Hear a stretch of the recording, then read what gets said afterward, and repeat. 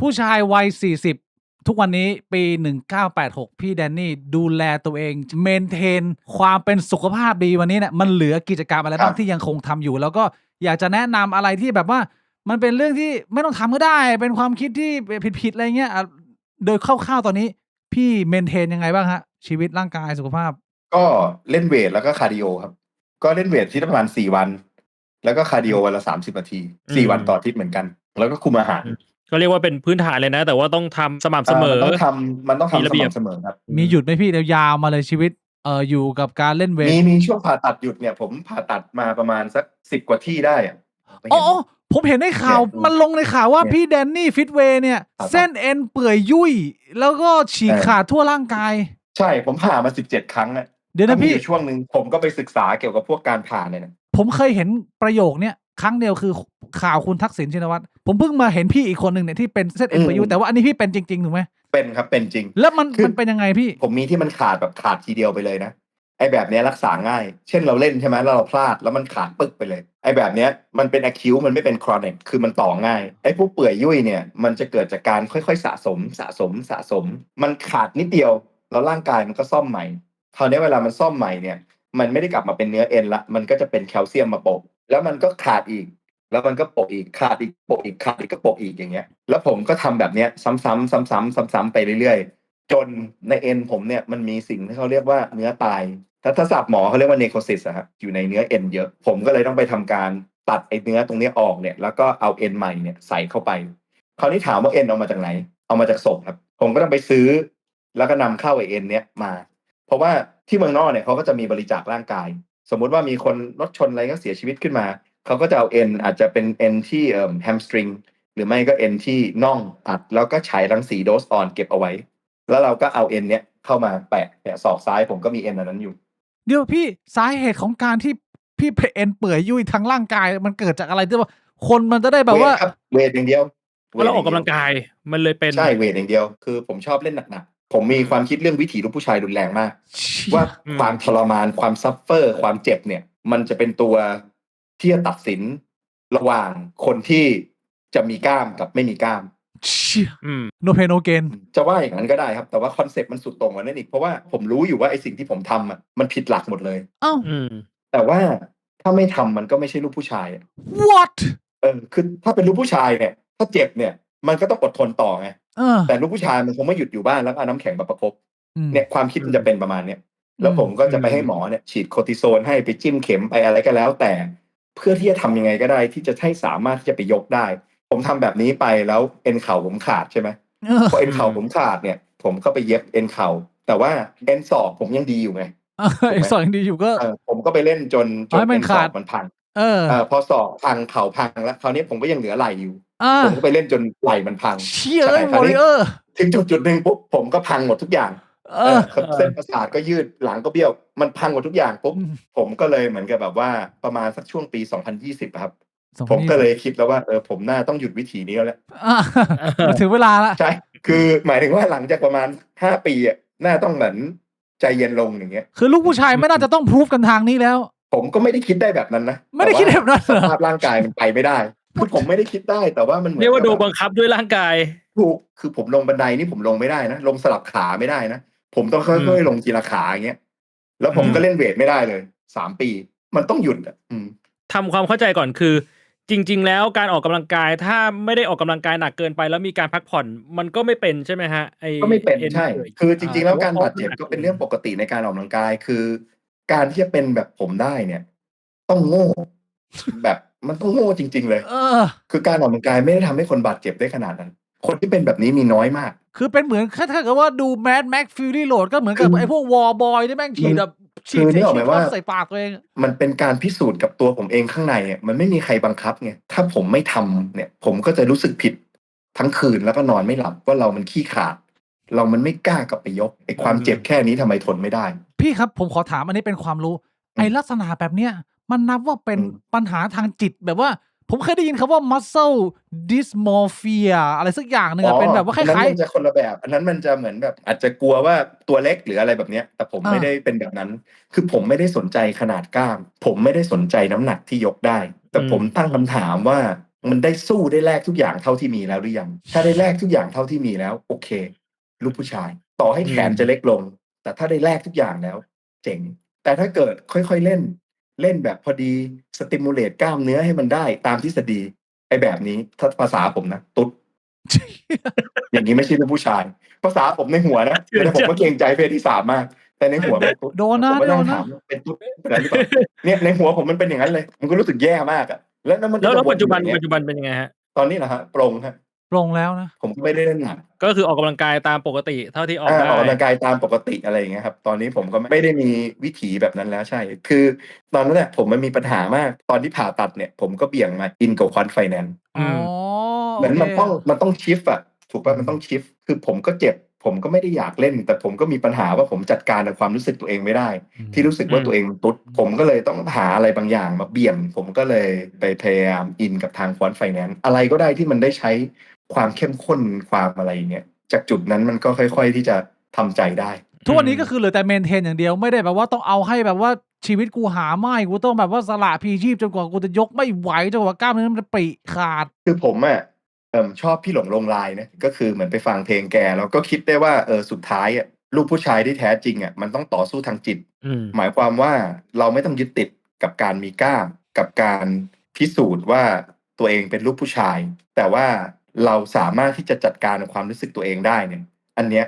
คือลูกผู้ชายที่แท้จริง คือเพลงพี่หลงแกจะมีความลึกซึ้งนะแต่ต้องเป็นอัลบั้มแบบดิบๆนะแล้วผมก็จ้างแกแต่งเพลงด้วยนะจ้างแกแต่งเพลงไว้ฟังเองอะใช่ โอ้โหไม่ได้แบบว่าปล่อยให้ใครฟังเราก็ฟังของเราเองชิวๆเพราะเราชอบ ผมฟังผมคนเดียวแกก็อาจจะมีอัปโหลดขึ้นไปบ้างบางเพลงใช่ครับแกก็บางเพลงแกก็เขียนดีมากอะไรเงี้ยผมชอบมากเลยอย่างเช่นแบบน้ำบริสุทธิ์มนุษย์กลับดื่มไม่ได้เขาก็แค่จะเล่าว่าเวลาที่จะเล่าแฟกต์อะไรเพียวๆอ่ะมันไม่มีอะไรกิฟต์แรปปิ้งหรือไม่มีอะไรผสมเลยอะมนุษย์ก็รับไม่ได้ บางที มันก็เนี่ย แฟกต์มันเฮิร์ต ถาม เกิน ว่าแอ ไป ปพลายกับ มัน รา เจ็ ย บ การบิ๊กบ่วงยังไง อ่า ก็รายการบิ๊กบ่วงก็เลยต้องมีอย่างอื่นผสมไงที่ไม่ใช่แค่น้ำบริสุทธิ์อย่างที่ผมบอกว่าการวิเคราะห์เรื่องของสหรัฐอิหร่านนั่นก็เป็นน้ำถูกไหมไอความไม่บริสุทธิ์ก็คือเอาเติมกระเจียวเข้าไปหน่อยมนุษย์ก็จะชอบรสชาตินี้มันลงตัว แล้วมันก็ทำให้ผมคิดได้ว่าเวย์โปรตีนของผมแต่ก่อนอ่ะผมอ่ะจะไม่ยอมเสียตังค์กับกระป๋องเลย เพราะว่ากระป๋องอันหนึ่งมันประมาณแบบ60 บาทอ่ะแล้วผมก็คิดว่าผมสามารถเอา10 บาทเนี่ยไปเปลี่ยนเป็นถุงซึ่งมัน20 บาท แล้วก็เอา40 บาทเนี่ยไปลดราคาให้ลูกค้าได้ แต่ว่าพอพี่หลงเนี่ยแหละบอกผมว่าแดนนี่น้ำบริสุทธิ์มนุษย์กับดื่มไม่ได้แดนนี่ต้องทำใจแดนนี่ต้องเปลี่ยนเป็นกระป๋องแดนนี่ต้องยอมจ่ายลิขสิทธิ์บากิคือผงเวย์เฉยๆอ่ะมันเป็นแฟกต์ฉลากมันจะเป็นบากิจะเป็นก็อดซิลล่าเนี่ยมันไม่เพิ่มโปรตีนก็จริง แต่ว่าแฟกต์โปรตีนที่แดนนี่อยากจะนำเสนอมากๆมนุษย์ดื่มไม่ได้ มันต้องปรุงนิดนึง ต้องปรุงให้แบบว่าเขาเข้ามาหยิบจับ ให้เขาเข้ามาให้คอนเนคกับเขาได้ แต่ถามว่ามันออ t ติมอลไหมเพราะมันตีในตัวผมไงในเชิงคณิตศาสตร์เนี่ยเราก็จะบอกว่าแบบนี้ไม่ออ t ติมอลมันจะมีเขาเรียกว่า modern economic theory ทุกอย่างในโลกนี้ต้องเป็นเหตุเป็นผลหมด ทุกคนจะซื้อสินค้าในราคาที่ยุติธรรมเท่านั้น จะไม่มีใครยอมจ่ายสินค้าราคาเกินจริง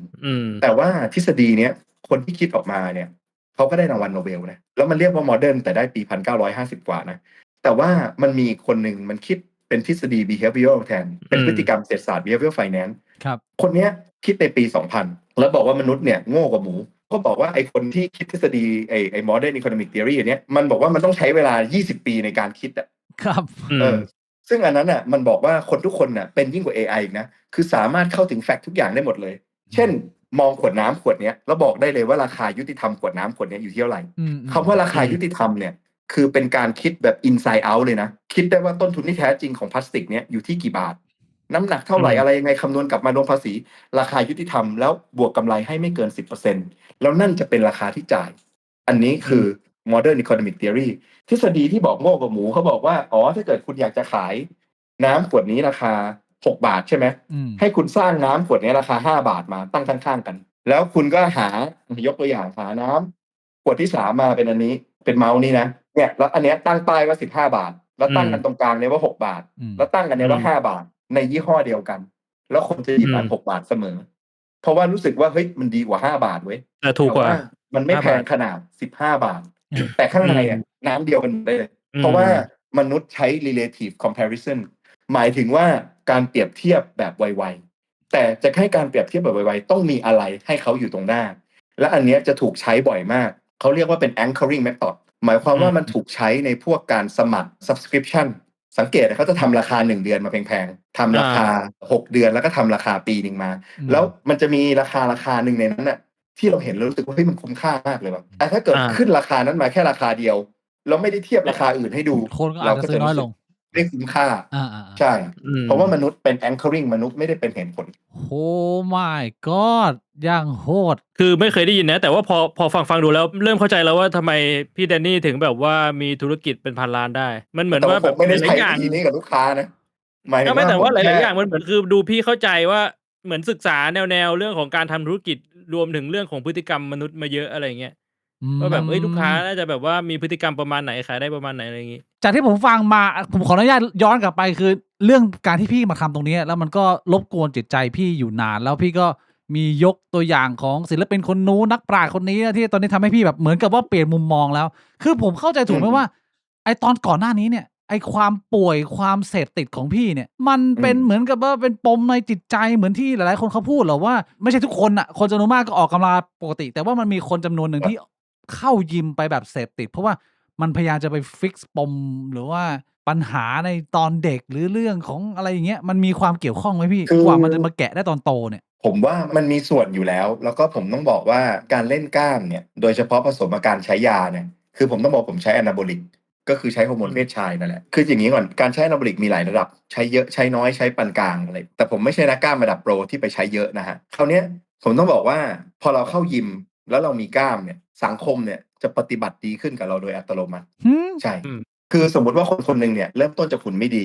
พอเขามีหุ่นดีเขาเข้าไปทำงานที่หนึ่งแล้วเขามีเจ้านายเขาก็จะถามว่าเอ้ยเล่นกล้ามยังไงมาสอนพี่หน่อยหรืออะไรเงี้ยมันก็จะช่วยเรื่องความก้าวหน้าในอาชีพการงาน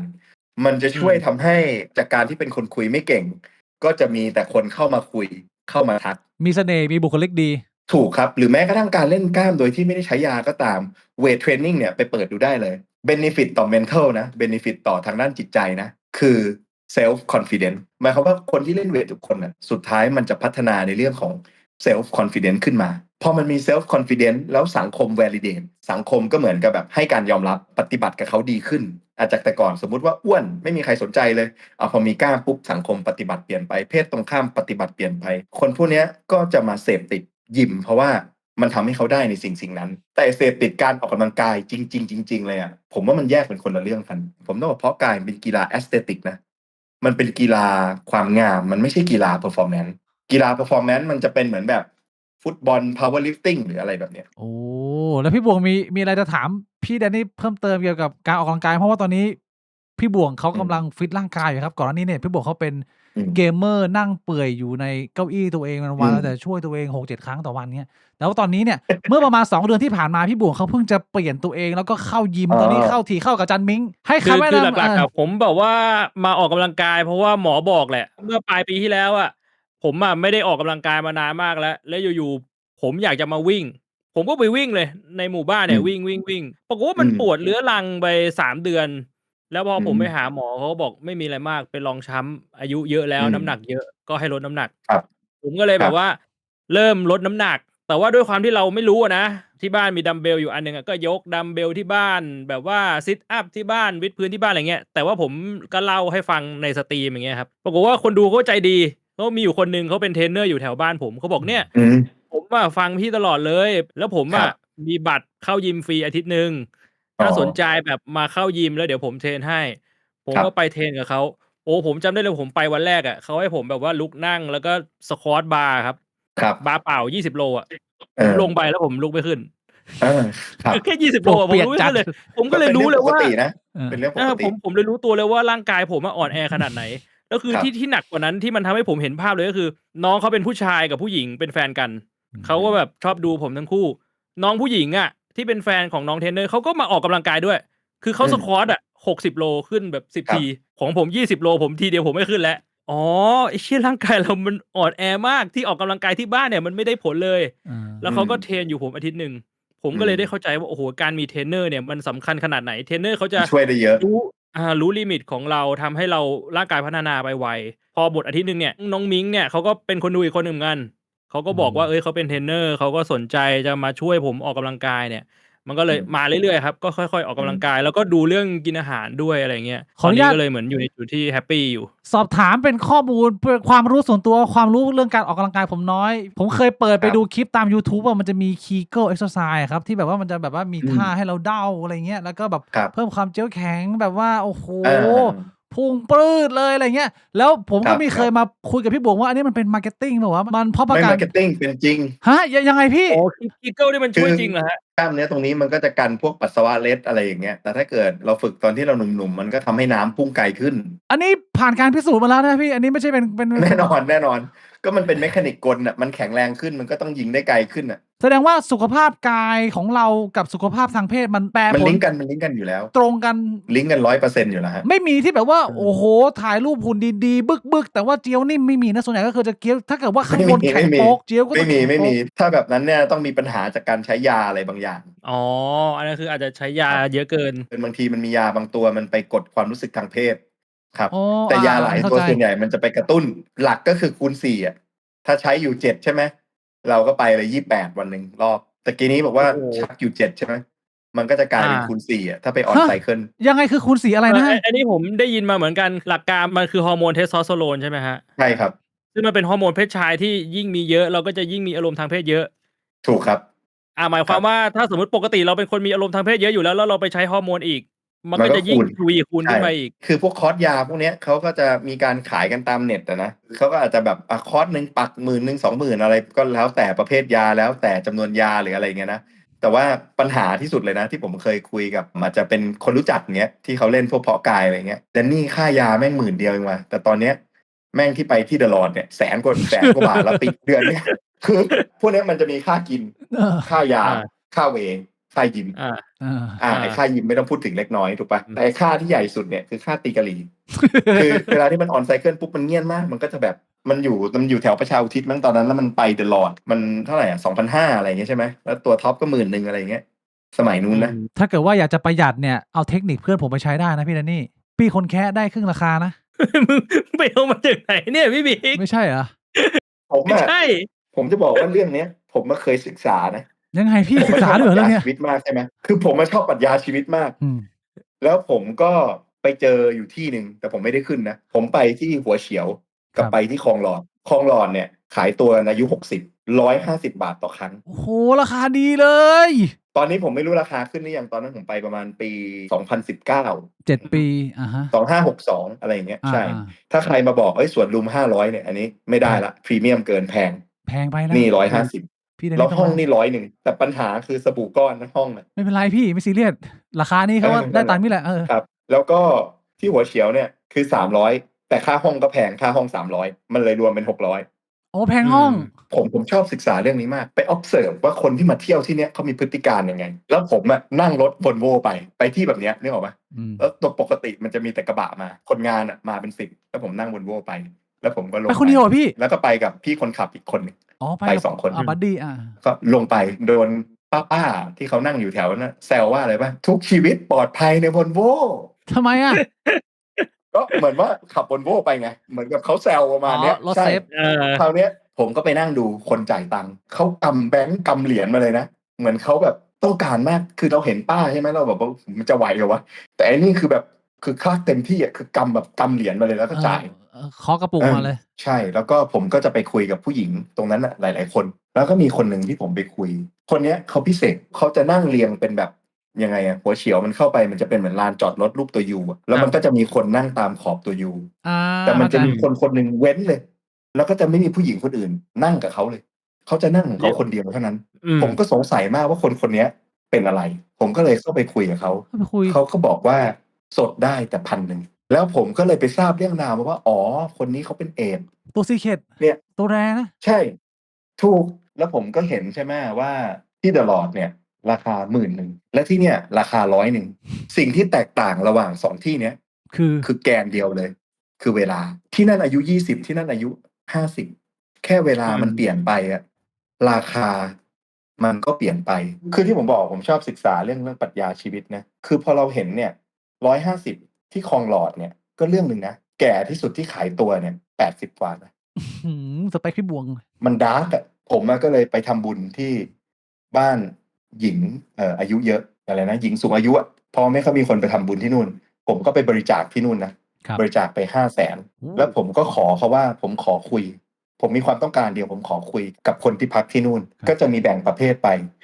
อันนี้แบบปกติ อันนี้แบบคุยไม่ค่อยรู้เรื่อง อันนี้แบบความจำเสื่อมละคือเขาจะคุยกับเราเนี่ยเรื่องเดิมใหม่ทุกๆนาทีใหม่ อัลไซ มา เม จาก อร์ ไหน ขั้นหนัก พักหนึ่งก็วนพักหนึ่งก็วนพักหนึ่งก็วนแล้วบางคนก็จะคิดว่าผมเป็นลูกชาย อายุ92คือลูกเขาเอาเขามาทิ้งก็ลุกขึ้นมากอดแล้วก็กลับลงไปนอนใหม่แล้วสักพักก็ลุกขึ้นกลับไปกอดมานอนใหม่แล้วก็จะมีบางคนเป็นจิตเวชแล้วก็ในเวลาเดียวกันหลังจากที่ผมไปที่นี่เสร็จใช่ไหมไปเซ็นทรัลเอมบาซีมันก็จะขายพวกของแพงๆแฮร์เมด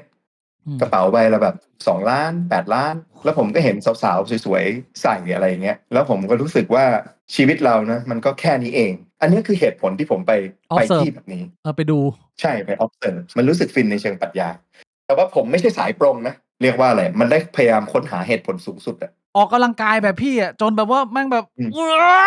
แม่งแบบแม่งปรี ครับ แม่งแบบว่าตึงอย่างเงี้ยความต้องการทางเพศมันแฮนเดิลยากไหมถ้าเกิดว่ามันขึ้นมาในปริมาณที่ไม่ใช่ปกติเพราะว่าผู้ชายทั่วไปอ่ะแค่แบบว่าหุ่นแบบผมอ่ะโอ้โห ครับ กว่าจะ ครับ ควบคุมความหื่นของตัวเองไว้มันยากนะแล้วถ้าเกิดว่าพี่บัฟไปอย่างนั้นแล้วพี่บอกว่ามันมีการแบบว่าแปรผันตรงกันอ่ะมีปัญหาในการควบคุมความอยากของตัวเองตามธรรมชาติไหมพี่เพราะว่าเพื่อนผมเนี่ยกำลังต่อสู้เรื่องนี้อยู่ฮะ ผมว่าเขาต้องช่วยตัวเองอะ ช่วยตัวเองนะครับ อืม ทางเดียวนะไม่มีทาง น่า อื่ จะเป็นทางเลือกที่ดีที่สุด ทางเดียวครับอัตตาหิอัตโนนาโถครับ ตนเป็นที่พึ่งแห่งตน แต่บางที ครับ ผู้หญิงบาง ครับ คนเขาไม่ชอบให้แฟนช่วยตัวเองนะเหมือนนอกใจอ่ะ แบบว่าไปทำไมไม่แล้วเราล่ะอะไรอย่างเงี้ยพี่บางคนมีปัญหา ครั นะ บ ถ้าผู้หญิงเขายอมมันก็โอเคไง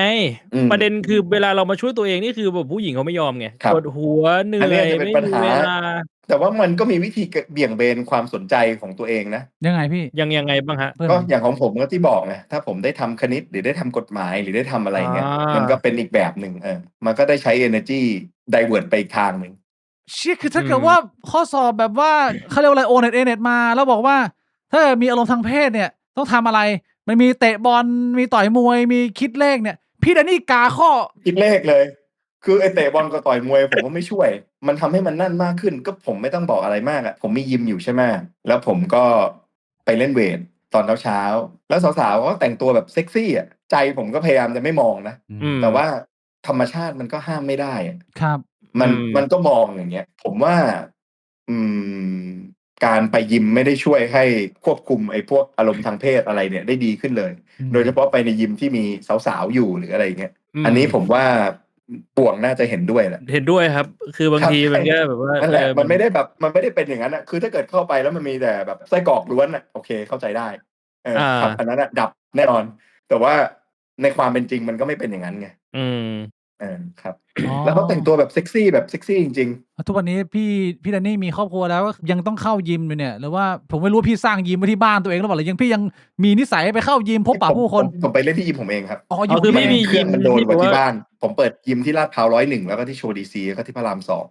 โอ้ผมไปอยู่พระราม2แล้วเดี๋ยวเข้าไปเข้าไปเยี่ยมนะพี่ อ๋อได้ เขา ได้มาเลยฮะเดี๋ยวผมให้เมมเบอร์ฟรีเลย อุ้ยผมไม่ต้องพี่ไม่เป็นไรเกรงใจกันเดี๋ยวเขาไปเยี่ยมอยากไปทักทาย แต่ว่าเทคนิคของพี่ พระ แด ราม น 2 นี่ ที่ผมซื้อเป็นที่ดินผมเองแล้วสร้างเองเลยนะ ตรงไหนพี่ อืม วัดกกซอย44 โอเคพี่บวงสนใจไปเล่นยิมพี่แดนนี่ว่าเอา ได้วันไหน ล่าสุด วันไหน เย บอก เดี๋ยวนัดไปเล่นด้วยกัน ได้ครับ ผมจะบอกว่ายิมพระราม 2เนี่ยผมภูมิใจมากเลยนะ อืม ล่าสุดผมมีผลแลบยิมพระราม 2 ด้วย คือเรื่องอะไรฮะ เออ เรื่อง แปลก ตรวจยิม ยิ เหร ม อ มี ฮะ ผลแลบตึกเนี้ยผมสร้างเองใช่ไหม มันสูงประมาณสัก20 กว่าเมตร4 ชั้นอะแล้วมันมีแผ่นดินไหวมาใช่ไหมครับ ตอนช่วงมีนาเอาเนี้ยผมมันมีผลแลบยืนยันว่า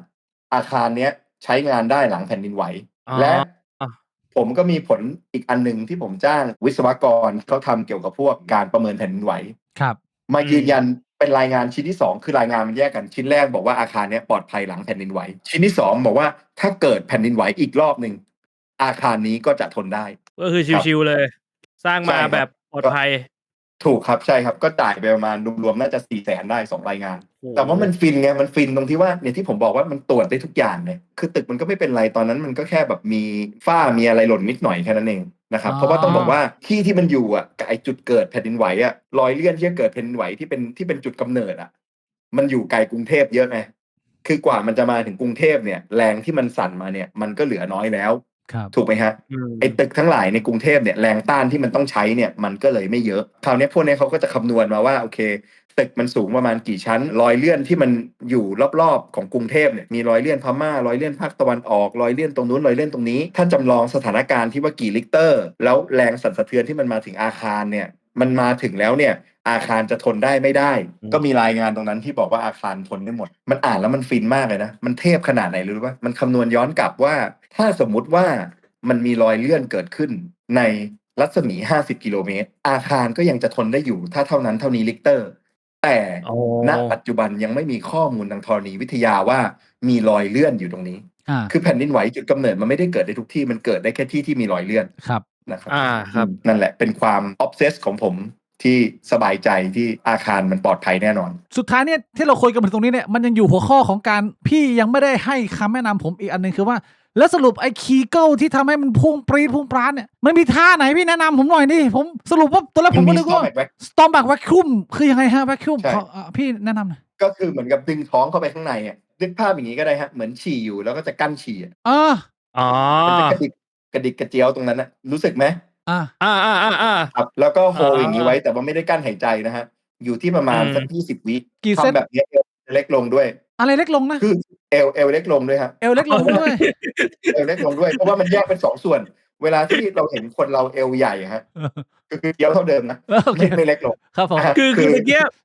ผมอธิบายก่อนพี่ไอตอนที่พี่บอกว่าเอวเล็กลงอ่ะไอคำว่าเอวมันหายไปเสียงมันหายไปพี่ก็เลยตะโกนเลยอะไรเล็กลงแม่งเหลือเล็กลงอย่างเดียวว่า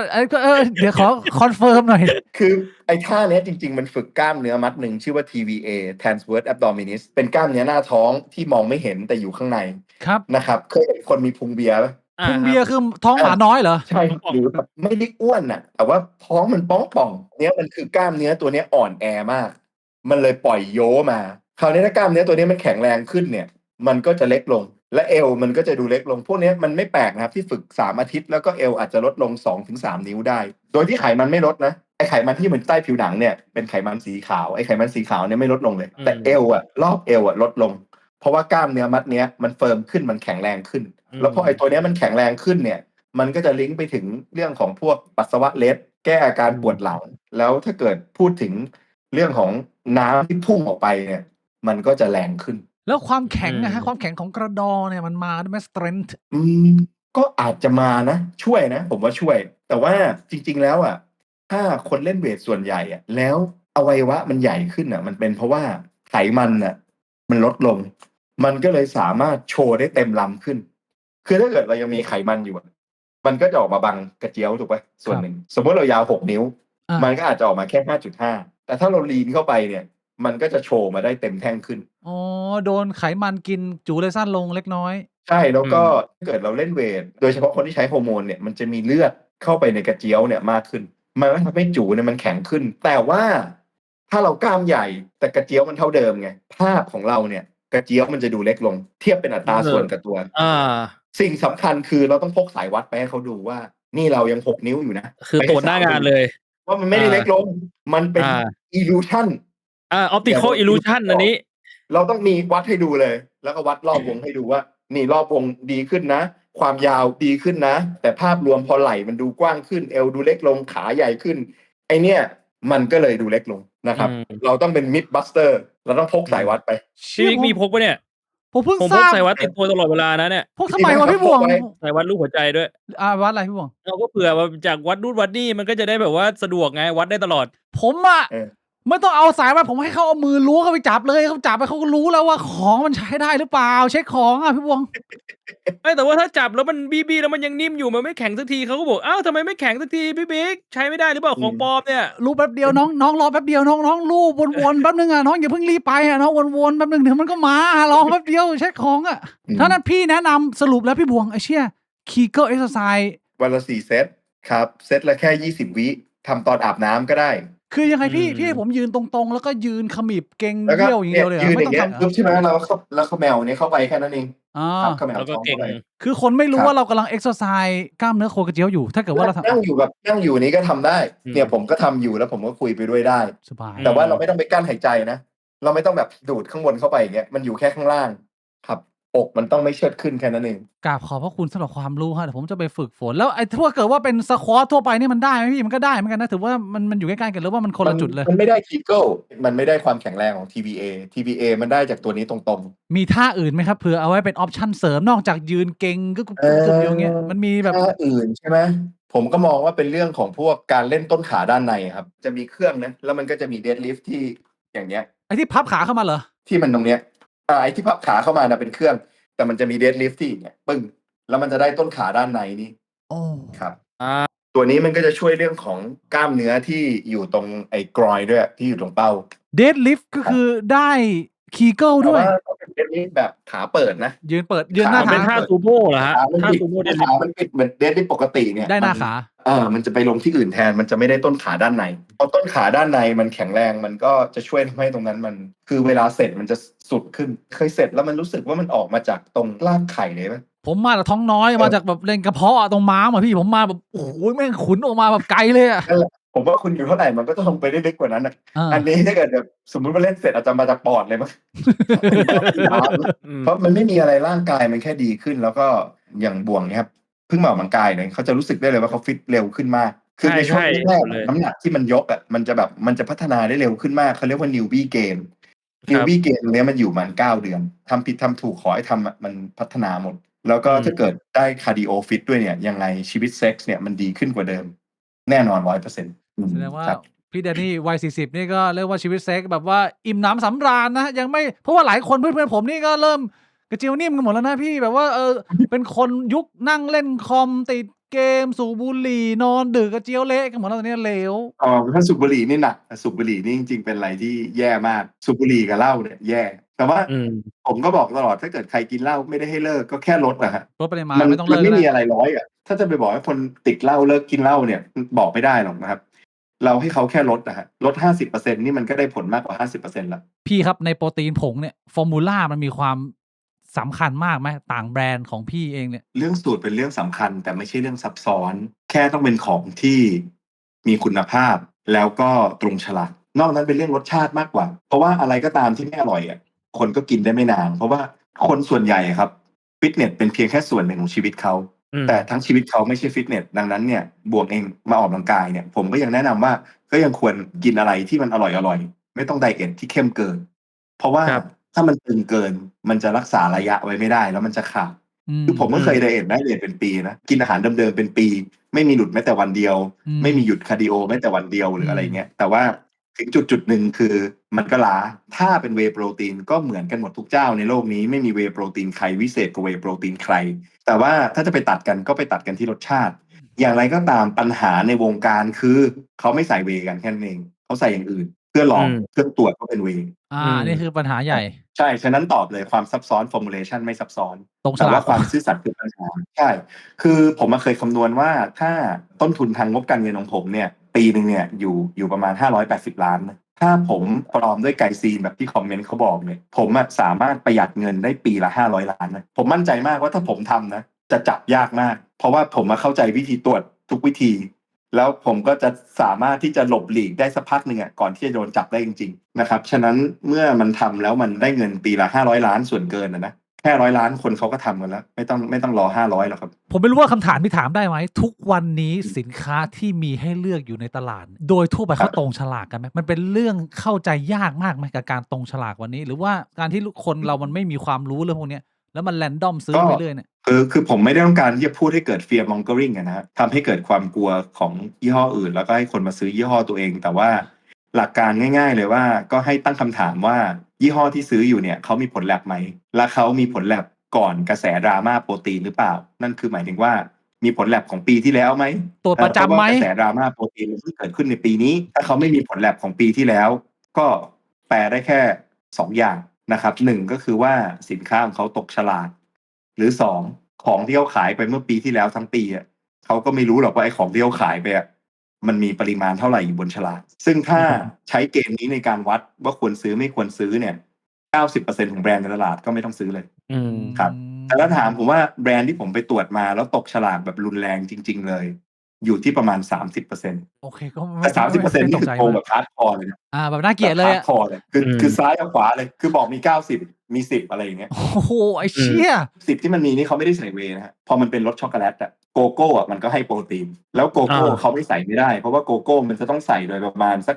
15% ของน้ำหนักได้ไม่งั้นมันจะไม่เห็นสีโกโก้เลยและไอ้โปรตีนที่ตรวจพบทั้งหมดเป็นโปรตีนที่มาจากโกโก้ไม่ได้มาจากเวย์ คำถามเรื่อง Whey Protein สำหรับผู้สูงอายุอย่างคนวัยพ่อแม่ผมเพราะว่าเป็นวัยที่ ครับ เกิดมาไม่รู้จักคำว่าโปรตีนผงเลย แล้วบางที ครับ ตอนนี้เราดูแลคุณพ่อคุณแม่นะฮะผู้สูงอายุ ครับ ผมรู้สึกว่าหลายๆคนก็มีความกลัวโปรตีน แล้วก็หลายๆคนรับประทานโปรตีนไม่เพียงพอทำให้แบบมีปัญหากล้ามเนื้อสลายอะไรเงี้ยอายุมากๆนะการมาของผงโปรตีนเนี่ยผู้ใหญ่บางคนกลัวผมอยากทราบว่า พอมันเข้ามาในวิถีชีวิตมนุษย์มาประมาณ20กว่าปีเลยพี่ก็แบบว่า observe มาตั้งแต่รุ่นแรกถึงทุกวันนี้เนี่ยการรับประทานเวย์โปรตีนและระยะยาวอะทุกวันนี้ความเข้าใจมันมีผลเสียอะไรยังไงไหมพี่ที่แบบเป็นความรู้ที่เราควรรู้ประดับเอาไว้สำหรับคนที่กินโปรตีนต่อเนื่องยาวนานไอ้เรื่องพวกนี้มันมีข้อมูลอะไรแชร์ได้ไหมพี่ คือในงานวิจัยครับเขาจะมีสิ่งที่เรียกว่า meta analysis คือเวลาเราพูดคำว่างานวิจัยมันจะมีระดับของงานวิจัยเนี่ย meta analysis ก็คือเป็นระดับงานวิจัยที่น่าเชื่อถือที่สุด เพราะว่าเป็นงานวิจัยที่รวบรวมข้อมูลมาจากหลาย ๆ งานวิจัย ใน meta analysis เนี่ยก็บอกว่าการกินโปรตีนที่ 2 กรัมต่อน้ำหนักตัว 1 กิโลต่อวันในระยะยาวใน healthy adult ไม่มีผลข้างเคียงอะไรนะครับมีแต่ผลดีนะครับผลดีในที่นี้ก็คือเขาก็มีวัดทั้ง BMI วัดรอบเอววัดคอเลสเตอรอลวัดตับวัดไตค่าทุกอย่างก็ดีกว่าคนที่ไม่ทานโดยเฉพาะโฟกัสไปที่ตัวไตเลยเนี่ยไตก็ไม่มีปัญหาคนที่จะต้องระวังเรื่องโปรตีนเนี่ยจะต้องระวังเฉพาะผู้ป่วยที่เป็นโรคไตเกรด3ขึ้นไป อันนี้คือต้องระวังสำหรับคนทานโปรตีนผง ถ้าเป็นโรคไตต้องระวังแต่ว่าถ้าคนที่ไม่เป็นโรคไตไม่ต้องระวังแล้วก็ในโรคอย่างเช่นโรคเอดส์หรือว่าโรคมะเร็งนะครับวิธีการรักษาคนไข้ที่หมอใช้คือจ่ายเวย์ครับเพราะว่าคนไข้มะเร็งอัตราการมีชีวิตรอดเขาจะคุยกัน5 year survival rate 10 ปี survival rate อยู่ที่น้ำหนักตัวเป็นหลักน้ำหนักตัวในที่นี้ก็ต้องพูดถึง lean body mass มันจึงเกิดอาหารเสริมพวก Ensure ขึ้นมา Ensure ถ้าไปดูส่วนผสมเขาคือ Whey Protein บวกอัลโตเล็กซินที่เป็นแป้งถ้าเขาบอกว่าเขากลัวโปรตีนผงแต่ว่าคนไทยซื้อ Ensure ให้คุณพ่อคุณแม่ตัวเองทานมา 30-40 ปีแล้วเขากินเวย์โดยที่เขาไม่รู้ตัวอยู่แล้วแต่ว่า Ensure เนี่ยมันเหมาะสำหรับคนที่เป็นผู้ป่วยที่เรียกว่าอาจจะไม่มีฟันหรือว่าติดเตียงมีปัญหาเรื่องการรับประทานอาหารใช่เพราะว่าของเขาส่วนใหญ่ในนั้นมันเป็นแป้งเพราะว่าเขาตั้งใจจะให้แคลอรี่กับคนที่ฟันไม่ดีหรือกับผู้ป่วยที่นอนอยู่บนเตียงถูกไหมซึ่งแป้งมันก็จำเป็นถูกไหมแต่ว่าถ้าเกิดเราสามารถจะเคี้ยวอาหารปกติได้แต่แค่กินเนื้อสัตว์เพิ่มไปที่2 กรัมต่อกิโลไม่ไหวหมายถึงว่าผู้สูงอายุนะฮะก็ให้กินแป้งตามปกติกินอาหารทั่วไปแล้วก็เสริมเป็นเวย์โปรตีนล้วนๆจะดีกว่าเพราะว่ามันก็ไม่มีความจำเป็นที่จะต้องไปรับแป้งกับน้ำมันปาล์มส่วนเกินที่อยู่ตรงนั้นซึ่งอันนี้ไม่ได้โจมตี Ensure แต่ว่ามันเป็นแฟกต์ที่เราสามารถหมุนดูฉลาก Ensure แล้วเขาก็จะบอกว่าเขาใส่เวย์โปรตีนโดยน้ำหนักเนี่ยกี่เปอร์เซ็นต์แล้วเขาใส่แป้งกี่เปอร์เซ็นต์แล้วเขาใส่น้ำมันปาล์มกี่เปอร์เซ็นต์ซึ่งไม่ว่าจะเป็นอาหารทางการแพทย์แม้กระทั่งใช้คำนี้นะหรืออาหารปกติแป้งก็คือแป้งคำว่าอาหารทางการแพทย์มันเป็นในเรื่องของมาตรฐานการผลิตเท่านั้นเองมาตรฐานสถานที่ผลิตแต่มันไม่ได้เปลี่ยนแปลงให้จากแป้งกลายเป็นแป้งที่ดีกว่าปกติหรืออะไรเราอาจจะมองว่าเวย์โปรตีนมันอยู่กับนักกล้ามมันมีผลอะไรไหมต้องบอกว่าท่านจากแอนมัมคนท้อง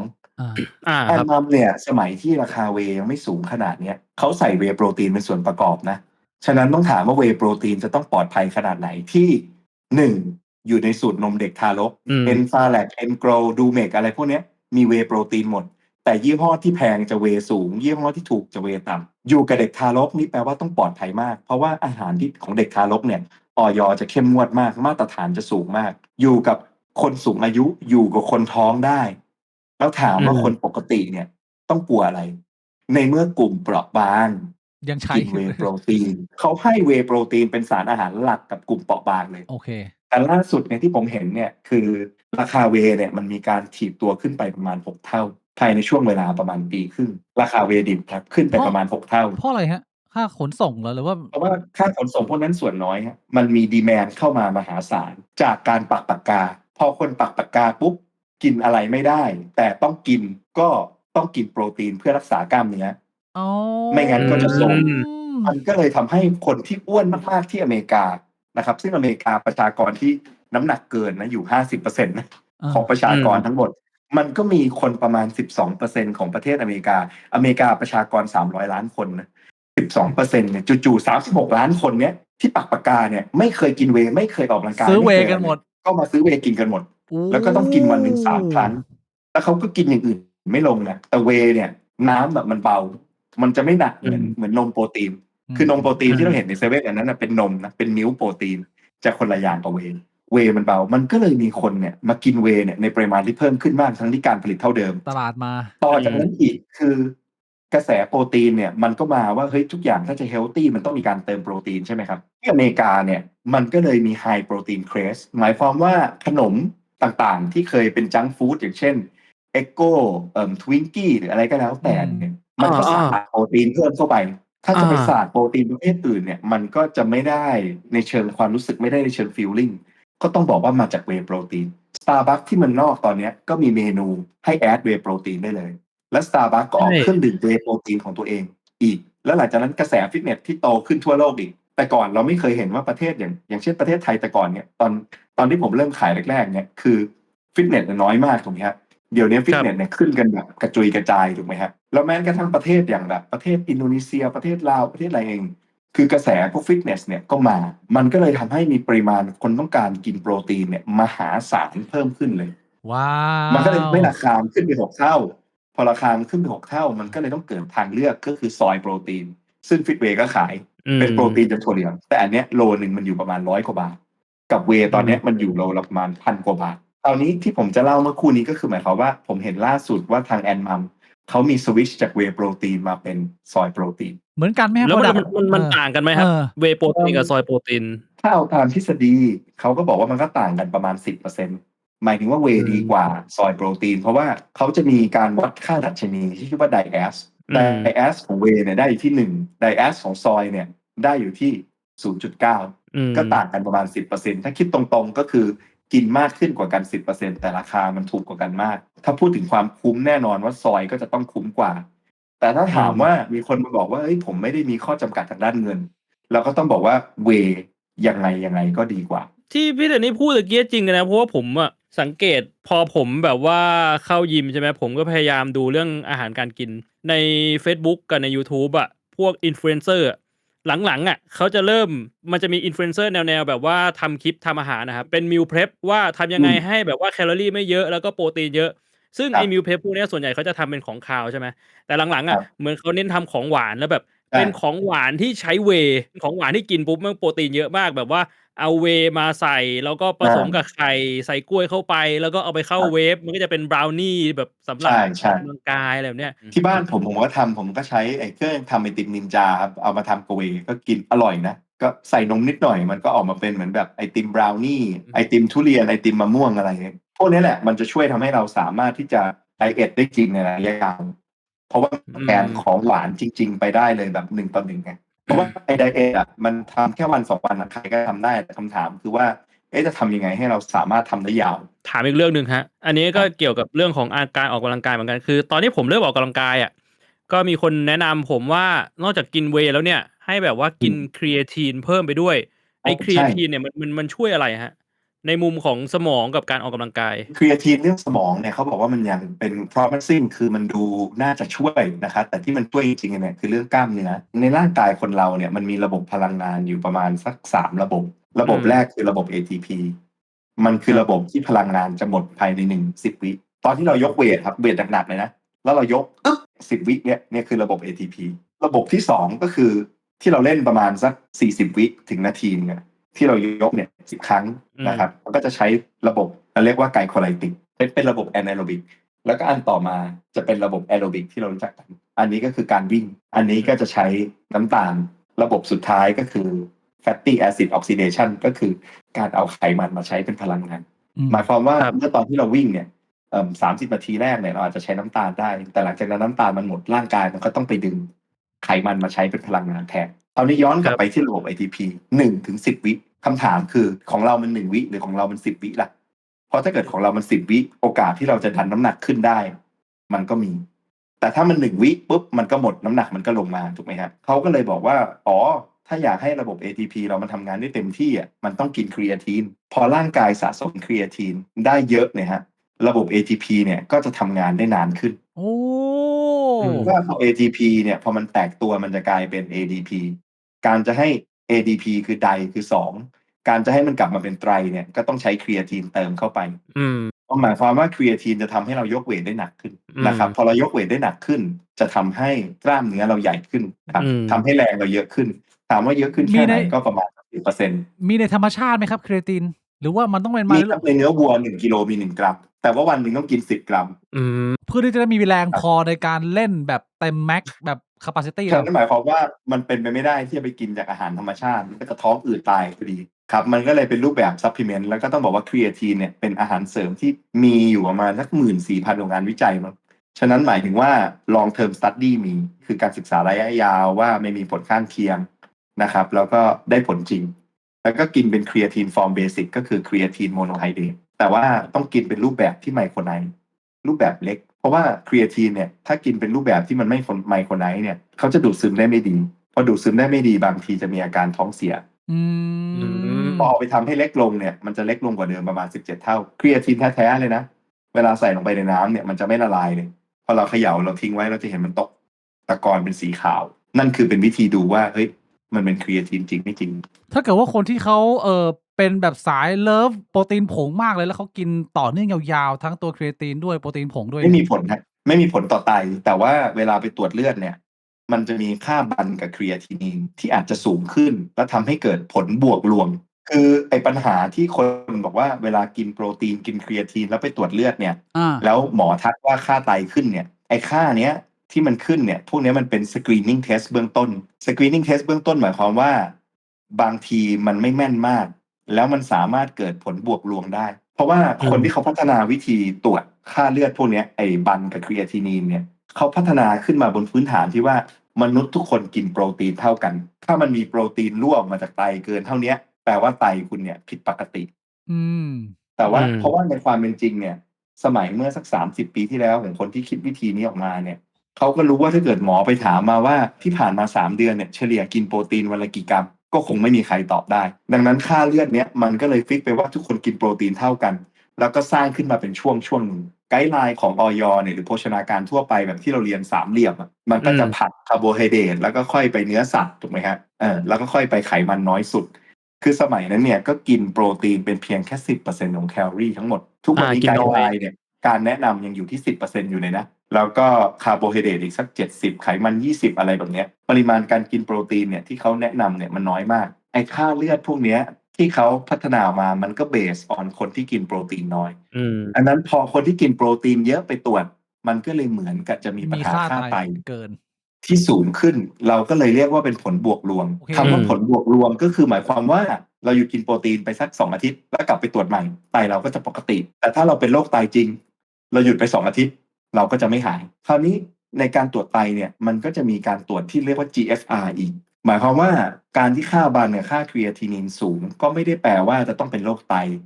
ถ้าจะตรวจลึกลงไปกว่านั้นมันก็ตรวจได้มันเป็นการตรวจที่แม่นยำกว่าก็คือเขาเรียกว่าตรวจ GFR แต่การตรวจ GFR เนี่ย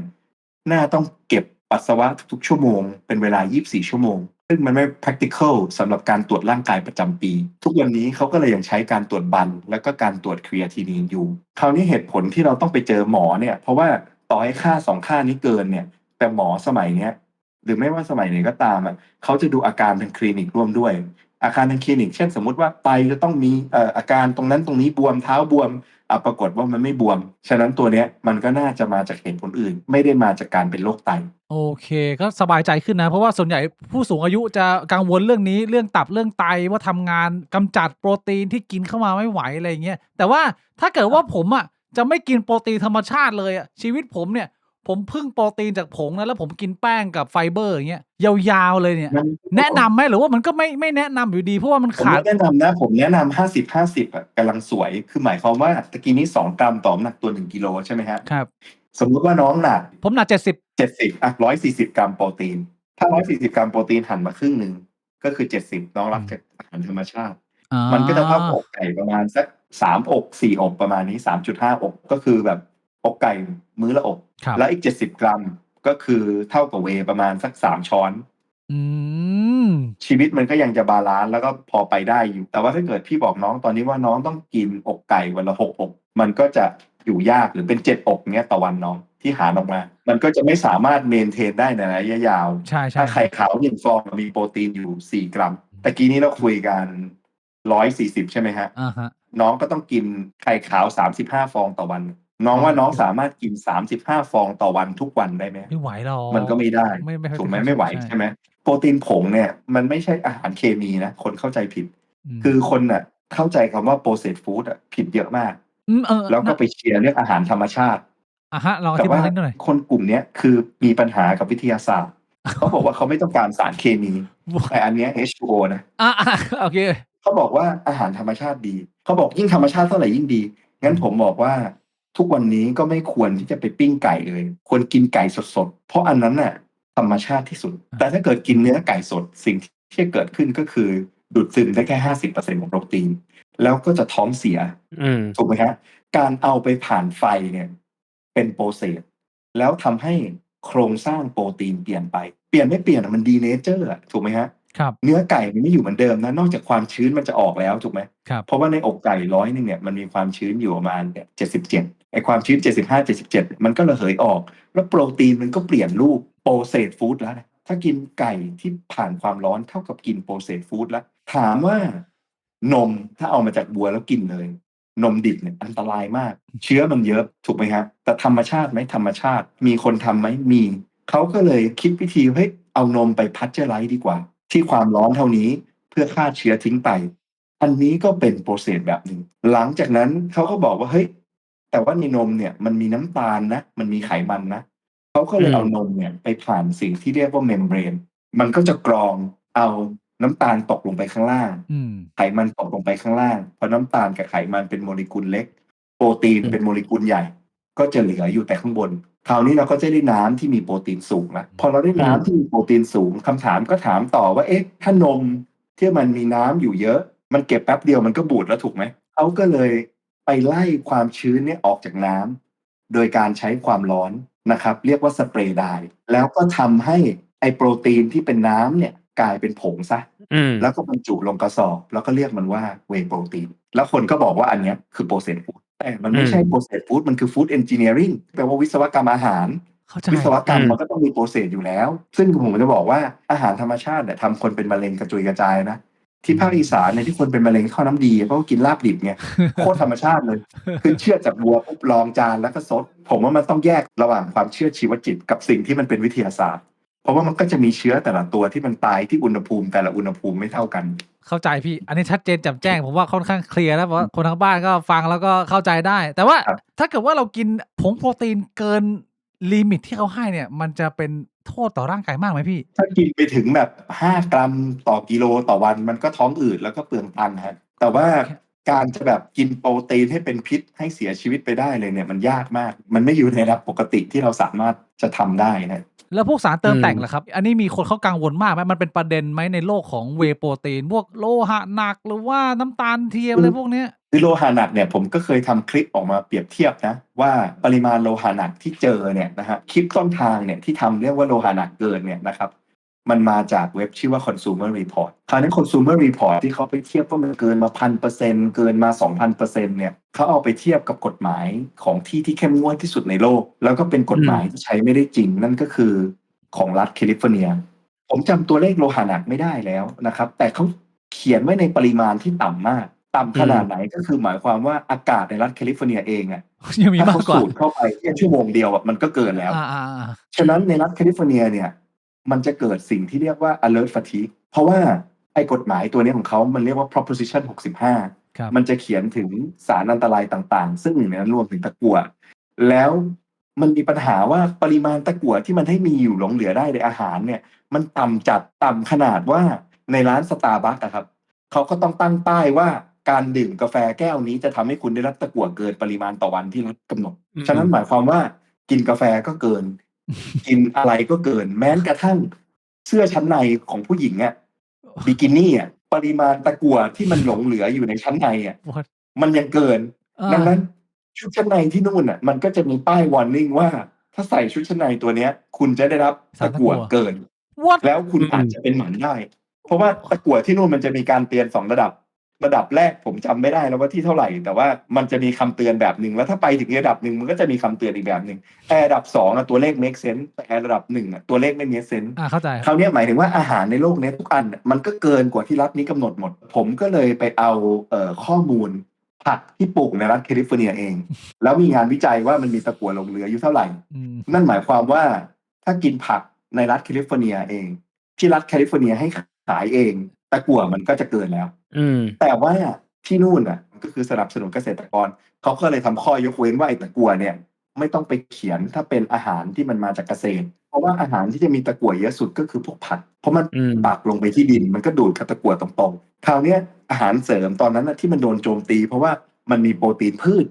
กับโปรตีนจาก ครับ นมและไอ้โปรตีนพืชเนี่ยตะกั่วมันเกินเยอะก็เป็นธรรมชาติอยู่แล้ว เพราะว่าพืชเนี่ยมันดูดขึ้นมาตรงๆจากรากไงแต่ว่าถ้ามาจากนมเนี่ยวัวไปกินหญ้าแล้วเนื้อวัวเนี่ยมันก็ดูดโลหะหนักเอาไว้ส่วนหนึ่งอยู่แล้ว อืม แล้วมันก็ ครับ ขับโลหะหนักทิ้งออกไปจากร่างกายอีกส่วนหนึ่ง อืม แล้วมันก็เลยหลงเหลือมาอยู่ในนมเนี่ยน้อยลง อืม เอาเป็นว่าไม่ว่าเราจะคำนวณปริมาณตะกั่ว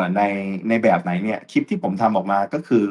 วันหนึ่งเหมือนกับว่าเราจะกินไก่ได้แค่20 กรัม อืม หรือน้ำเปล่าได้แค่อยู่ที่ประมาณสัก100 กว่า ml มั้งถ้าเรากิน2อย่างรวมกันเนี่ยก็คือเกินเลย อืม กว่ากฎหมายที่รัฐแคลิฟอร์เนียกำหนด รัฐอื่นในอเมริกาก็ไม่กำหนดแบบนี้เขาเป็นรัฐเดียวในโลกนี้ ซึ่งหลักการ อืม คิดของเขาอ่ะคือเขาหารพันมาจากโดสปกติคือที่มาของตัวเลขตอนนั้นที่ผมไปแกะก็คือว่าปริมาณตะกั่วต่อวันที่พนักงานจะได้รับสูงสุดได้ในโรงงานถ้ามีตะกั่วอยู่เท่านี้ในคิวบิกอากาศเท่านี้ อืม แล้วพนักงานหายใจเท่านี้คูณเป็นเวลา8 ชั่วโมงออกมาได้ค่านี้พอได้ค่านี้เสร็จปุ๊บมันเป็นค่าของโอชาองค์กรที่เกี่ยวกับดูเลเบอร์ฮะ อืม แล้วไอ้รัฐเนี้ยมันเอาค่าเนี้ยมาหาร 1,000 เหตุผลที่หาร 1,000 ก็บอกว่าเป็น safety factor ซึ่ง 1,000 นี่มันเป็นตัวเลขที่ extreme มาก อันนั้นน่ะเข้าทางหายใจนะแปลว่ามันเข้าไปได้เยอะกว่านะปกติทาง oral มันจะเข้าไปได้น้อยกว่า แล้วมันก็ปรากฏว่าต้องขึ้นป้ายเตือนทุกสินค้าหมดเลยที่ขายที่อเมริกา ขนาดหม้อยังต้องขึ้นป้ายเตือน ภาชนะพวกแบบว่าของใช้บรรจุภัณฑ์ ภาชนะนี้ไม่มีตะกั่ว แต่ต้องขึ้นป้ายเตือนว่ามีตะกั่วเพราะถ้าเกิดคุณอาจจะเอาไปทำอาหารที่มีตะกั่วก็กลัวว่าตะกั่วจากอาหารนั้นจะทำให้ข้ามไปอาหารนี้ อ๋อ อ๋อ เช่นคุณทำหม้อนี่มาแล้วหม้อเนี้ยจะต้องต้มแครอทแล้ว อ่า แครอทเนี่ยมันมีตะกั่วเกิน What? ดังนั้นคุณต้องแปะป้ายนี้นะที่หม้อนี้ ก็ไม่มี สมมติ ประโยชน์ คุณจะเอาหม้อเนี้ยต้มแครอทกับต้มน้ำคุณเล่าให้ลูกค้าฟังว่าต้มอะไรก็ได้อเนกประสงค์ แล้วไอ้คำว่าอเนกประสงค์เนี่ยรวมไปถึงแครอท อ่า แล้วแครอทเนี่ยมีปริมาณตะกั่วเนี่ยมันเกินอยู่แล้ว อืม คุณก็ต้องขึ้นป้ายเตือนไว้ละว่าการใช้หม้อนี้อาจจะทำให้มีตะกั่วเกิน อ่า อืม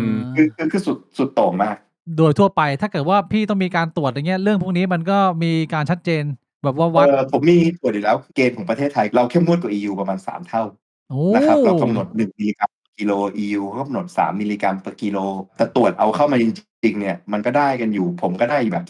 0.1 มิลลิกรัมต่อกิโลแต่กฎหมายกำหนดอยู่ที่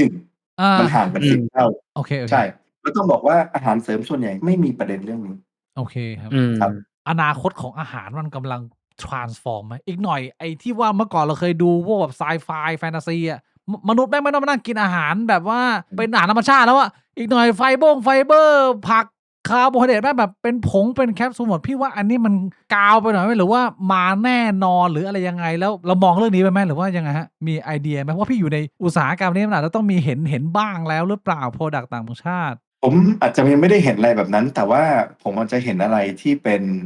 วีแกนเวย์แปลกไหมคล้ายๆกับสามารถมีอาหารเลี้ยงเชื้อเลี้ยงให้เชื้อเนี่ย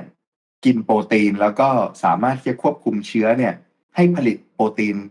ประเภทไหนก็ได้ที่เราต้องการ อืม หมายความว่าในเวย์โปรตีนที่เรากินเข้าไปเนี่ยเราต้องการ subtraction ของมัน เราต้องการตัวที่มีประโยชน์ของมันเวย์โปรตีนอาจจะไม่ใช่มีประโยชน์ 100% ที่เราต้องการในนั้นเราอาจจะต้องการแค่อัลฟาแลคโตบูมินอย่างเดียวเราอาจจะเคยได้ยินว่านมเด็กเสริมอัลฟาแลคโตบูมินหรือเราอาจจะต้องการแค่แลคโตเฟอรินหมายถึงว่าเราต้องการโปรตีนเฉพาะบางตัวที่อยู่ในเวย์แต่ปัจจุบันเนี้ยแยกได้แต่มันอาจจะไม่คุ้มหรือเราแยกไม่ได้ แต่เขาบอกว่าต่อไปในอนาคตเนี่ยเราสามารถที่จะเอาอาหารเลี้ยงเชื้อเนี่ยแล้วก็เพาะให้มันเลี้ยงเป็น สำหรับโปรตีนเฉพาะตัวนั้นๆได้เลยเรื่องของต้นทุนเขาก็มองว่าเขาก็อาจจะทำให้ได้ถูกกว่าราคาเวย์ปกติด้วยซ้ำโอ้ก็คืออนาคตใกล้อัแล้วนใกล้มันก็จะเป็น นี่ก็คือเว vegan ถูกเวถูกใกล้มาละผมว่ามันยังอยู่ในขั้นที่ยังไม่ได้ทำเป็น commercial scale ได้อ๋อยังศึกษาอยู่เหรอมันมีคนทำกันมาแล้วแต่ว่าราคาของมันที่มันทำออกมามันยังสูงกว่าราคาเวย์ปกติอยู่เยอะข้อดีของมันคือมันก็จะเป็นวีแกนหมายความว่าคนที่เขารู้สึกว่าการไปกินน้ำนมวัวมันเป็นการไปทรมานสัตว์เนอะมันก็เกิดมาแล้วก็ต้องไปคั้นนมมันแล้วมันก็ต้องตายไปอะไรแบบเนี้ยมันก็จะเป็นความคิดทางมอรัลในอนาคตอะไรแบบเนี้ยจริยธรรมในการผลิตอาหารในอนาคตตอนนี้กำลังไปไกลมากมีคนฝากถามว่าแล้วถ้าพวกโปรตีนจากแมลงอะไรอย่างเงี้ยครับพี่ได้มีแบบว่าเคยดูเรื่องพวกนี้ไหมเคยดูครับแต่ว่าผมยังไม่เคยกินเคยเห็นฝรั่งฮิตอยู่ช่วงหนึ่งแล้วมันก็หายไปเป็นพวกโปรตีนจิ้งหรีดเราต้องบอกว่าประเทศที่ส่งออกโปรตีนจิ้งหรีดสมัยนั้นนะคือประเทศไทยผมเคยมีคนที่เขาขายเวย์ผมที่อเมริกาเขาให้ผมช่วยไปหาโปรตีนจิ้งหรีดให้หน่อยเพราะว่าโดยปกติแล้วแมลงมันมีโปรตีนสูงแต่ว่าผมก็ไม่เคยเข้าไปศึกษาแบบจริงๆจังๆอย่างเงี้ยอันนี้ผมรีเฟอร์ได้พี่บวงเมื่อประมาณ10 กว่าปีที่แล้วผมทำงานอยู่ที่สถานทูตดูเรื่องของการเทรดการค้าระหว่างไทยและฮอลแลนด์มีอยู่สายนึงที่ผมดีลอยู่ประมาณเดือนหนึ่งก็คือเขาเป็นคนฮอลแลนด์แล้วก็โทรมาแล้วเขาบอกว่ายูช่วยติดต่อฟาร์มจิ้งหรีดทั้งหมดที่มีในเมืองไทยให้หน่อยนี่คือเมื่อ12 ปีที่แล้วนะพอคุยไปก็คือไปทำเป็นอาหารบล็อกเหมือนกับที่เราเคยดูภาพยนตร์เรื่องอะไรวะไอ้รถไฟสโนว์เพียร์เซอร์นั่นแหละที่เป็นโปรตีนบล็อกเป็นก้อนผมไม่รู้ว่ามันจะเป็นอนาคตไหมพี่บวงแดกไหมโปรตีนก็กินได้อะมันก็เป็นแมลงไม่รู้ว่ามันจะมาผมฆ่าไม่เคยไปดูนิวทริชั่นว่ากรดอะมิโนมันได้ไหมหรือมันติดอะไรแต่ว่าตอนนี้มันก็เหมือนกับแบบเงียบไปแล้วไม่ได้เป็นเมนสตรีมละแบบผงก็แบบธรรมดาอย่างนี้คลีนกว่าเซฟกว่านะผมว่าแล้วก็ดูผลิตไม่ยุ่งยากเลยต้องมานั่งไล่ซื้อจิ้งหรีดที่ยากสุดท้ายมันก็อยู่ที่ความคุ้มค่าครับว่ามันคุ้มไม่คุ้มเพราะว่าตอนนี้ถ้าจะไปทางเลือกตัวโปรตีนจิ้งหรีดใช่ไหมมันก็ต้องมีเหตุผลว่าแล้วทำไมไม่กินซอยโปรตีนล่ะเพราะว่าซอยโปรตีนราคามันยังถูกอยู่อะไรเงี้ยแล้วก็มีพีโปรตีนด้วยพีโปรตีนก็เป็นทางเลือกที่ดีนะเหมือนซอยเลยแต่ว่าซอยบางคนกินเขาก็จะคอนเซิร์นเรื่องของผู้หญิงเขาคอนเซิร์นเรื่องพีคอตครับพีคอตคืออะไรฮะเป็นเหมือนโรคอะไรสักอย่างที่เกี่ยวกับรังไข่ผู้หญิงแล้วเขาเชื่อว่าการกินซอยมันจะไปกระตุ้นพวกนี้อะไรเงี้ยฉะนั้นในแพลนโปรตีนเนี่ยเขาก็เลยจะโฆษณาว่า no soy formula อย่างเงี้ยเป็นแพลนโปรตีนที่ปราศจากซอยแล้วผลิตภัณฑ์ของทางฟิตเวย์เนี่ยเราต้องแยกลาย Product ของแก๊งวีแกนด้วยไหมฮะหรือว่ามันเป็นใครก็กินได้ทั้งนั้นของแบบนี้หรือยังไงมันของผมก็จะมีเป็นสินค้าแบบอย่างเช่นเป็นพีโปรตีนเป็นซอยโปรตีนอย่างเงี้ยที่มันเป็นวีแกนตัวมันเองอยู่แล้วแต่ผมต้องบอกว่าลูกค้ากลุ่มวีแกนจริงๆอาจจะไม่ได้เป็นทาร์เก็ตลูกค้าฟิตเวย์คนที่มาซื้อซอยกินหรือมาซื้อพีโปรตีนกินส่วนใหญ่เขามาซื้อเพราะว่าราคามันคุ้มค่าโอเค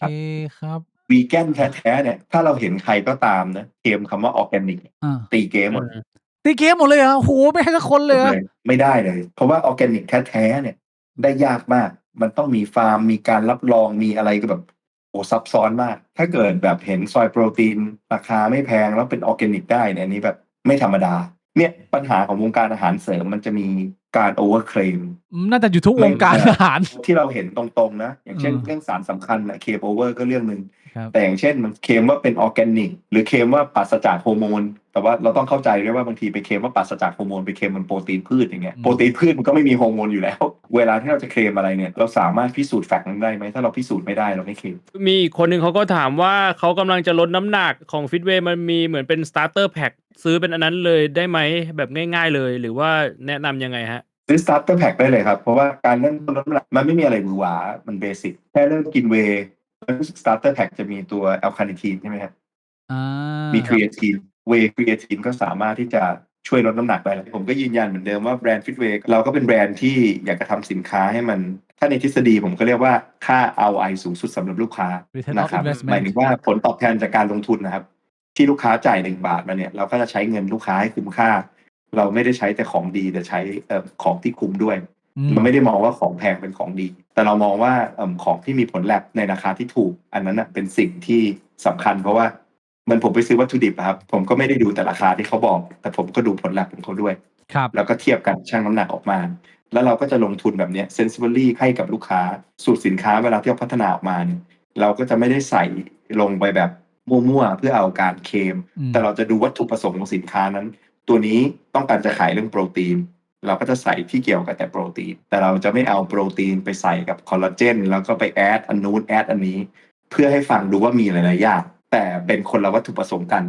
แล้วโดสไม่ถึงแบบนี้เราไม่ทำเพราะแบบเนี้ยเท่ากับไม่จริงใจเราจะไม่มีผลิตภัณฑ์ที่แบบมี20ส่วนผสมการจะกิน20ส่วนผสมให้มันได้โดสที่ได้ผลช้อนมันก็จะไม่ใหญ่ขนาดนี้ แต่ถ้าช้อนมันไม่ได้ใหญ่ขนาดนี้ถึงจะมี20อยู่จริงก็แปลว่ามีอยู่อย่างละนิดละนิดละนิดเราเรียกอันนี้ว่า dusting คือผมเห็นว่าคนนี้ชอบคำว่าแอลคาเนทีนคนนี้ชอบคำว่าแอสตาแซนตินคนนี้ชอบคำว่า HMB ผมก็ไปหยดไว้อย่างละ 0.1 0.1 แล้วผมก็เคลมว่ามีตัวนี้มีตัวนี้มีตัวนี้ถึงเวลาคนส่วนใหญ่เขาอ่านเขาก็ดูแค่ข้างหน้าเขาไม่รู้หรอกครับว่า ปริมาณ อะไร เท่าไหร่ คือผมว่ามันก็เป็นเรื่องของการหลอกลวงลูกค้าครับอันนี้ผมก็ไม่ทำคนอื่นทำก็ไม่เป็นไรแต่ว่าเราก็ไม่ทำเราก็เชื่อว่าเนี่ยเราทำแบบนี้เราให้ความรู้ลูกค้าแบบนี้ไปเรื่อยๆทุกวันนี้ก็มี AI ละ AI ก็สามารถให้ความรู้ลูกค้าได้ว่าไอการใส่แบบเนี้ย dusting เนี่ยมันดีหรือมันไม่ดีนอกจากสินค้าฟิตเวย์แบรนด์ฟิตเวย์ของพี่แดนนี่แล้วโปรตีนก็มียิมก็มีอันนี้ขายของให้หนึ่งว่าจักรวาลเรามีโปรดักต์อะไรบ้างครับตอนนี้ที่ทุกคนจะได้เข้าไปติดตามเผื่อใครติดตามสนใจตอนนี้ก็มีเครื่องออกกำลังกาย ขายเครื่ ยี่ อง ห้ อ อ อกกำลังกาย Power Tech ใช่ครับแล้วก็จะมีรับเปิดยิมด้วย รับ หมาย เปิ ถึ ด งว่า ยิม ใครอยากจะเปิดยิมเราก็ไปเซตอัพยิมให้ขายแพ็กเกจยิมให้ โอ้เป็นแฟรนไชส์เหรอหรือยังไงฮะ เป็นแฟรนไชส์ใช่ไหมฮะหรือว่ายังไง อ๋อ ฮะ ไม่ได้เป็นแฟรนไชส์ ขายวิชาอย่างเดียว เฉยๆแฟรนไชส์จะมีฟิตเวย์ยิมอุดรอันนั้นเคยทำแฟรนไชส์ไปทั้งหมด2อันคือจะทำแฟรนไชส์ต้องขอเคมีที่เข้ากันจริงๆเพราะว่าตอนนี้ทำกับน้องโอ๊ตที่ฟิตเวย์ยิมอุดรก็ไม่มีปัญหาอะไรแกเปิด2อันแล้วนะที่อุดรและที่ขอนแก่นของผม3ที่ในกรุงเทพ1ที่ในเชียงรายแล้วที่พี่แดนนี่ไปเล่นประจำคือ ลาดพร้าว101ลาดพร้าว101ไปเจอพี่แดนนี่ได้นะใครสนใจไปขอคำแนะนำไปถ่ายรูปไปจับมือจับก้ามบีบขออนุญาตคอนเซนต์ก่อนนะฮะ ได้ ถ้า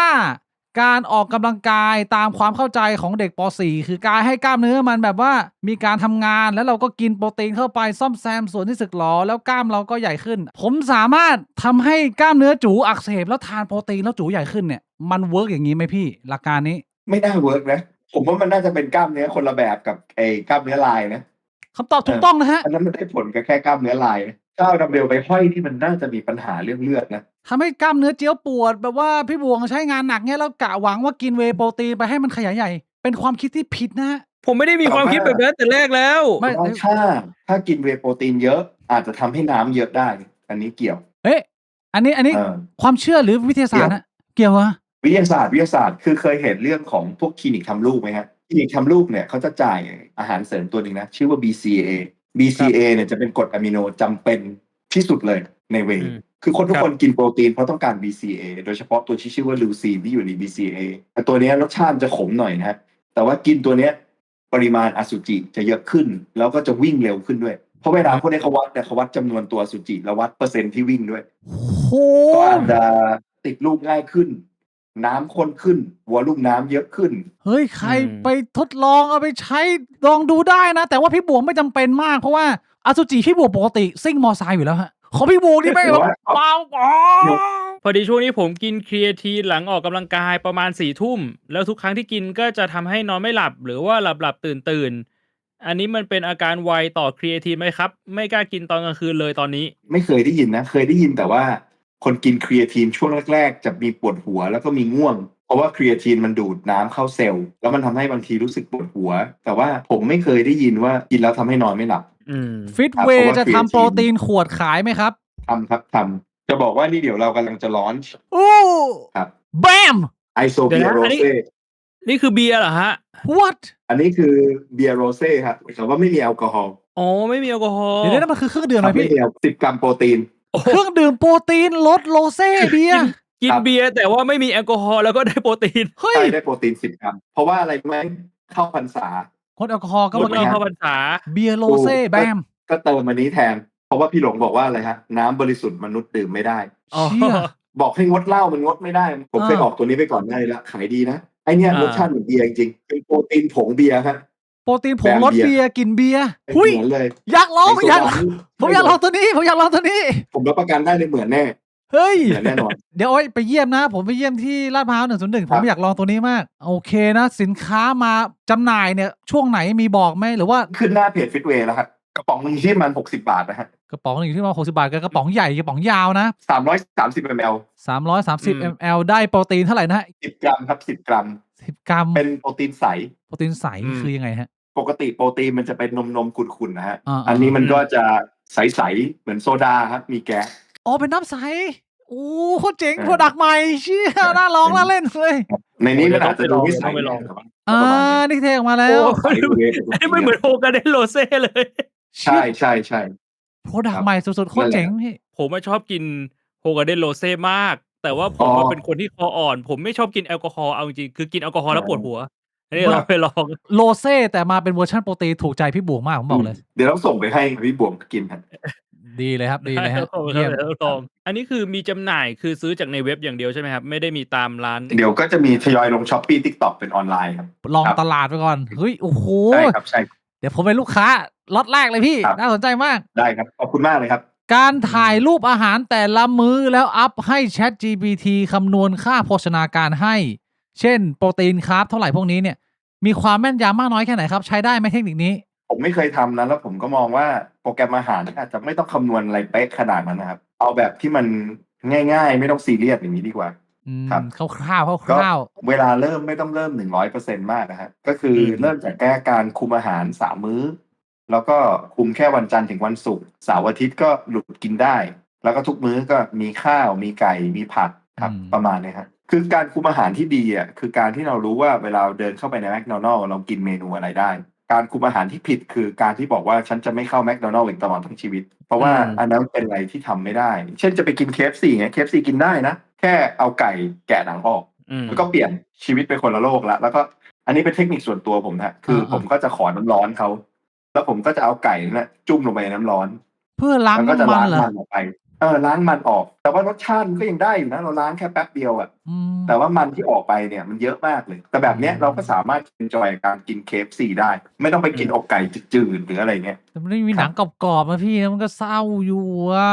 ก็กินได้บ้างแต่ว่าที่ผมบอกก็คือแค่ว่าเรายึดหลักแค่เนี้ยฮะเคยกินเท่าไหร่100ก็ลดเหลือครึ่งนึง สุดท้ายนี้มันหลีกเลี่ยงไม่ได้จริงๆนะพี่บิ๊กให้แบบว่ามีการเลทกระเจียวอันนี้คือยังไง จริงๆเรื่องแบบนี้มันเราจะไปผลักดันจะไปฟอร์สให้แขกรับเชิญทุกคนเขามาตอบไม่ได้บางคนเขาก็รู้สึกแบบอึดอัดใจเฮียทำไมคะแนนจูตัวเองอะมันต้องเป็นเรื่องที่ให้เขาแบบว่าเต็มใจนะพี่เนอะของแบบนี้มันไม่ควรจะต้อง น้อ มา งผมเขาเล่าให้ว่าด็อกเตอร์อะไรมาเลทกับเจียวที่นี่ ดรโสพลนะฮะ ใช่ไหมด็อกเตอร์มา โสพล เชิญด็อกเตอร์มาพูดคุยแต่ไม่ได้ถามเรื่องจูกับแกครับแกรุ่นพ่อผมแล้วก็เกิดปีเดียวกันน่ะ ว่าจะเลทไหม ไม่ได้เลนไม่ได้ถามพี่ ไม่ได้ถามใช่ไหม ตัว แขกรับเชิญคนอื่นเนี่ยมีการเลททุกคน ก็ส่วนใหญ่ที่ถ้าเป็นแบบวัยแบบคนเจน Y คุยกันรู้เรื่องมันก็มีแบบว่าให้คะแนนกันแบบจริงใจบ้างเพราะว่าผมไม่ได้อยากจะมาผลักดันไอ้ค่านิยมชายแท้ที่ชอบมานั่งอวดกับเจียวโตกันหรอกแต่ว่าเรากำลังพูดถึงความสวยงามพี่เล็กมันก็สวยได้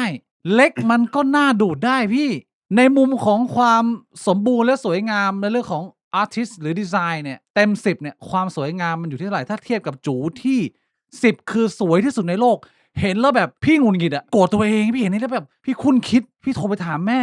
นอนไม่หลับอันนี้คือ10ท่าน1ก็คือเชี่ยดูไม่ได้ดูไม่รู้เรื่องแล้วมันไม่เป็นทรงแล้วของพี่เนี่ยอยู่ที่คะแนนเท่าไหร่ จากใจนะผมว่า9 แดนนี่ฟิตเว ผ ย์ มว่ามันคือผมว่าแอสเตติกมันสวยมาก คือหัวเนี่ยมันบานแล้วก็ลงมามันก็จะเป็นเชฟแบบมันไม่ได้ตรงไงมันก็เริ่มจากหัวบานแล้วก็เชฟมันก็จะลงมาเหมือนตัว V นิดนึงมันจะลงมาเหมือนตัว V หน่อยใช่แล้วก็ อะไรคือตัววีพี่ ก็ลงมาแบบนี้ไงลงมาแบบนี้ไง หัวมันบานแล้วก็ลงมาแท่งมันก็จะค่อยๆเรียวลงมาเป็นเหมือนไม้เบสบอลก็คือคนตอบคนมันตอบคนอัตราส่วนอาจจะไม่ถึงขนาดกับไม้เบสบอลแต่ว่าไอ้ท่อนตรงข้างล่างกับหัวเนี่ยไซส์เนี่ยมันห่างกันประมาณนึงมันจะมีความเป็นแอสเตติกสูงดอกเห็ดเหมือนดอกเห็ดแล้วมีแบบว่าเบี้ยวไหมหรือว่าตรงสมมาตร ผมไม่เบี้ยวของผมโค้งขึ้นสวยอย่างนี้9คะแนนนะพี่บวงไอ้เชี่ย เพราะว่าพับเก็บขึ้นเหมือนตอนแบบช้างมันร้องแล้วมันแบบงวงมันโค้งขึ้นแบบนี้นั้นเลยครับ คนที่เอาจูพับเก็บขึ้นเนี่ยแสดงว่าจูไม่ยาวหรือเปล่ามันไม่มีปัญหาตอนแบบว่าใส่กางเกงแล้วหัวมันมีถ้ามันแข็งมันมีปัญหาต้องระวังต้องระวังโอ้โหแต่สะดือแล้วแดนนี่ฟิตเวย์นะแบมนี่บิ๊กจะลดทรงนะเชี่ยไม่ได้พูดเล่นอันนี้มันเป็นเชื้อฝรั่งไหมพี่เกี่ยวไหมกับความเป็นลูกครึ่งอเมริกันหรือมันไม่เกี่ยวเพราะเราออกกำลังกายหรือยังไงมันยังไง ผมก็เป็นมาตั้งแต่เด็กนะนี่ผมก็ไม่รู้นะไม่รู้ว่ามาจากความเป็นลูกครึ่งหรืออะไรก็แล้ว ผมว่าวันนี้เราคุยกันหอมปากหอมคอผมขออนุญาตพี่ขอไอคอนิกแบม1 รอบพี่เป็นการลาผู้ชม ได้ เดี๋ยวผมลาไปเลยฮะ แล้วก็ยืนยันคำเดิมครับเพราะพี่ห่วงแม่งโคตรเถื่อนคัด Yeah!